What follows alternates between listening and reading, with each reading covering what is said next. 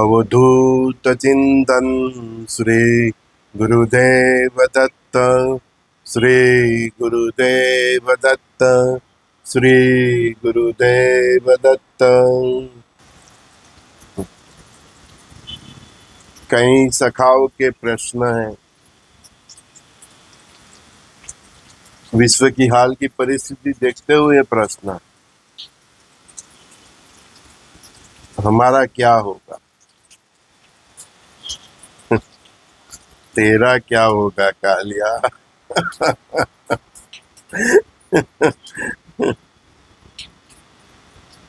हंसी इसलिए आती है,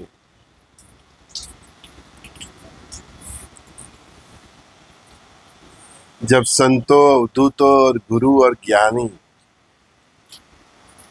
आपको ये बताते हैं कि नित्य नाम स्मरण कीजिए, शुद्ध सात्विक जीवन जिए, अपना चरित्र संभालिए।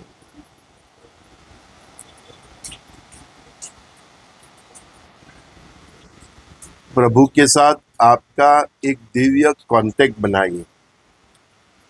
आत्मा राम स्वात्मा राम, श्री राम जय जय राम। तब गुरुओं की हमारी बात नहीं सुनते। अच्छे अपने पूर्व जन्म के पुण्य के कारण जो आपको धन धान्य संपत्ति मिली है, उसमें मस्त रहते हैं, अय्यासी में रहते हैं। पुण्य से कमाई हुई संपत्ति को पाप के मार्ग पे खर्च करते हैं। शराब कबाब बोलते हैं ना, शबाब क्या क्या लफ्ज़ है, मुझे तो बोलना भी नहीं आता। तो जब विपत्ता आती है तब हमको पूछते हैं कि हमारा क्या होगा। तब वही डायलॉग याद आता है, तेरा क्या होगा कालिया। बचपन में देखी थी फिल्म मैंने। हाँ। सबसे इंटरेक्शन फिल्म तो अभी दुनिया की चल रही है। जब जब से हम बोलते थे, जब आएगा बिसा न रहेगा हिस्सा मूसा। हमारे सूरत शहर में पुरानी एक कोट की दीवार थी, वो दीवार के ऊपर लिख दिया था बड़े अक्षरों से, दूर से भी पढ़ सके, कि जब आएगा बिसा न रहेगा ईसा मूसा। ऐसी संतों की वाणियों का प्रभाव था। मेरा बचपन था, मैं छोटा बच्चा था, जब साइकिल चलाता था 8-10 साल का, तब मैंने पढ़ा था। वो तो फिर अभी सूरत सिटी का रिंग रोड सिटी बड़ा हो गया, तो फिर अभी वो दीवार तो निकल गई, लेकिन उसमें उस पर लिखा था।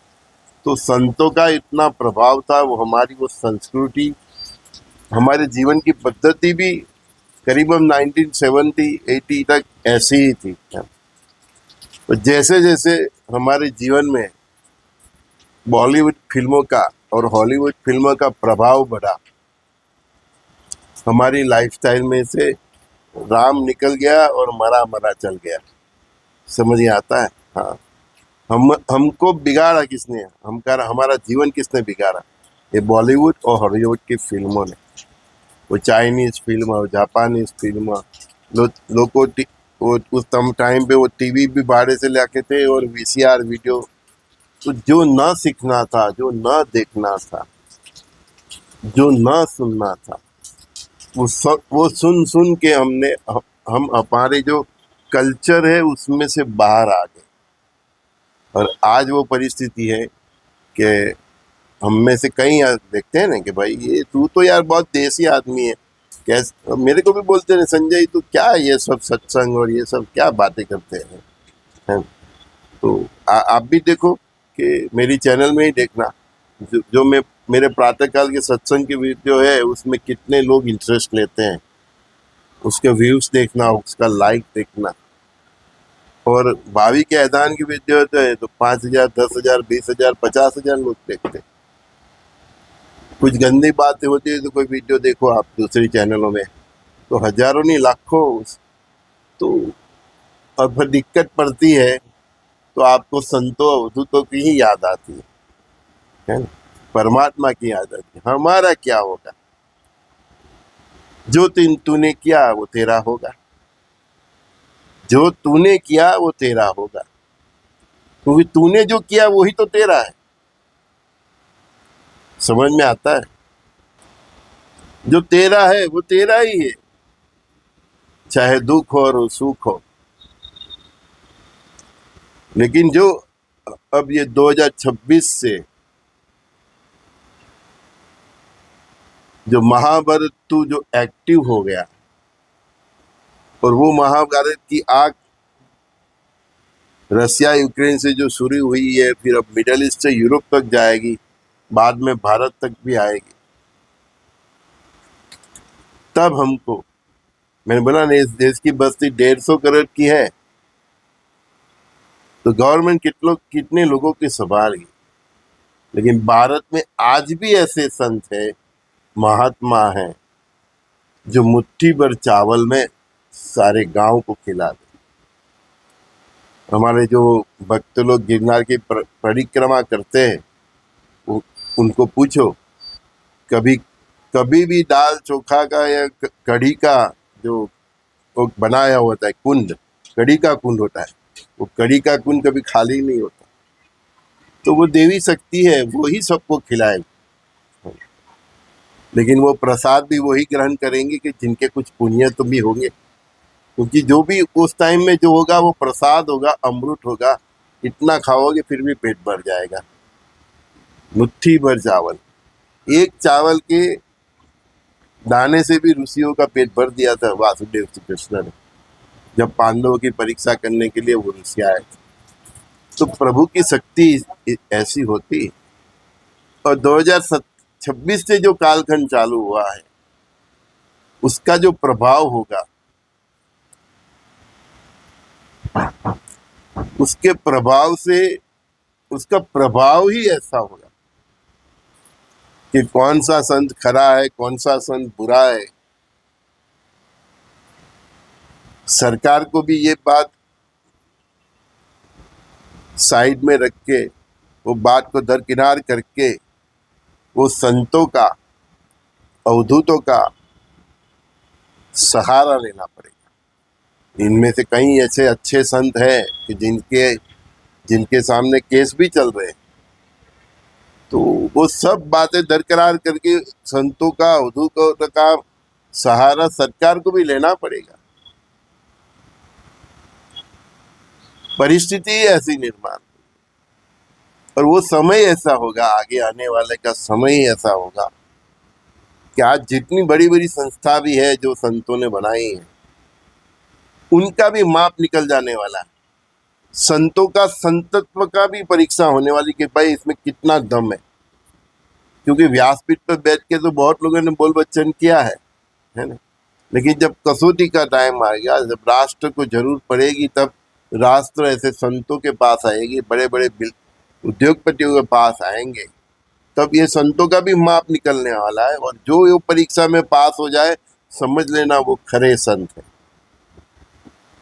अभी बोला कि मुट्ठी भर चावल में सारे गांव को खिला दे, तो ऐसा जिनका भी प्रभाव होगा, ऐसी जिनकी तपस्या होगी, जो सच्चे अर्थ में संत होंगे, तो वो उनका भी मतलब वो टाइम सब पता ही चल जाएगा लोगों को, हाँ ये रियल संत है।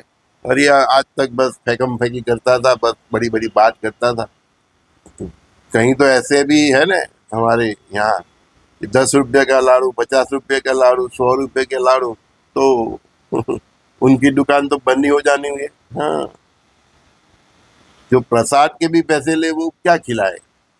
लेकिन फिर भी उनका भी माप निकल जाएगा। जो 2026 से जो कालखंड चालू हुआ है, और जो ये महाभारत 2 पार्ट 2 जो रसिया यूक्रेन से चालू हुआ है, जो अभी मिडल ईस्ट से बाद में धीरे धीरे यूरोप तक जाएगा, भारत, पाकिस्तान, चाइना का भी होगा, तब जो परिस्थिति होगी, तब सच्चे संत उभर के आएंगे। चाहे इनके ऊपर कितना भी केस चलता हो, उनके साथ कोई गेम चलती हो। देखो, सत्य को लंबे समय आप छुपा नहीं सकते, और सूरज की किरण कहीं भी हो तो उधर से प्रकाशित हो जाती है। उसको कोई मायावी शक्ति या बादल, कोई चीज उसको छुपा नहीं सकती। तो जो भी, मैं तो अभी भी बोल रहा हूँ, उनके आगे तो मैं कुछ नहीं हूँ। जितने भी भारत में प्रखर साधु संत हैं, और जो जिनकी वजह से कई लोग, हजारों लाखों लोग भक्ति के मार्ग में भी है। तो ऐसे जितने भी सच्चे साधु संत है, प्रखर संत है, हाँ, और नॉट एवर केवल साधु संत, लेकिन हमारी रोजिंदा जीवन में जितने भी ईमानदार सच्चे लोग हैं, हाँ, शुद्ध सात्विक जीवन है, जिनका चरित्र भी अच्छा है, बहुत ईमानदारी से काम करते हैं, मेहनत करते हैं, नौकरी करते हैं, वो सब का युग 2027 से स्टार्ट होने जा रहा है। सच्चाई का सतयुग की स्थापना जो होने जा रही है, फाइनल सतयुग की स्थापना तो 2038 से होगी, लेकिन 2027 से आप देखते जाएंगे कि हल्के हल्के धीरे धीरे से सत्य की जीत हो रही है और असत्य हार रहा है। तो जो भी समाज का छोटे से छोटा आदमी हो या बड़े से बड़ा साधु संत हो, कोई अच्छा नेता हो, है कोई अच्छा उद्योगपति हो, समाज सेवी हो, कोई मोभी हो आपके परिवार में, अगर उसके पास सत्य है और वो प्रामाणिकता से परमात्मा की साक्षी रखकर आज तक अपना जीवन जिया है, तो उन सब का टाइम 2027 से हल्के हल्के आ रहा है और 2030 तक, हाँ, वो बोलते हैं नहीं कि सोना और चांदी का फर्क, हीरा और पत्थर का फर्क पूरी दुनिया में सबका हो जाना है, चाहे वो इंसान हो, साधु संत हो, राष्ट्र हो, समाज हो, धर्म हो, सबका सत्य सामने आ जाएगा 2030 तक। संजय दस्ती का सभी दोस्तों को बहुत बहुत प्यार। श्री गुरुदेव दत्त कृष्णम वंदे जगत गुरु। परस्पर देव भाव से सभी को प्रणाम।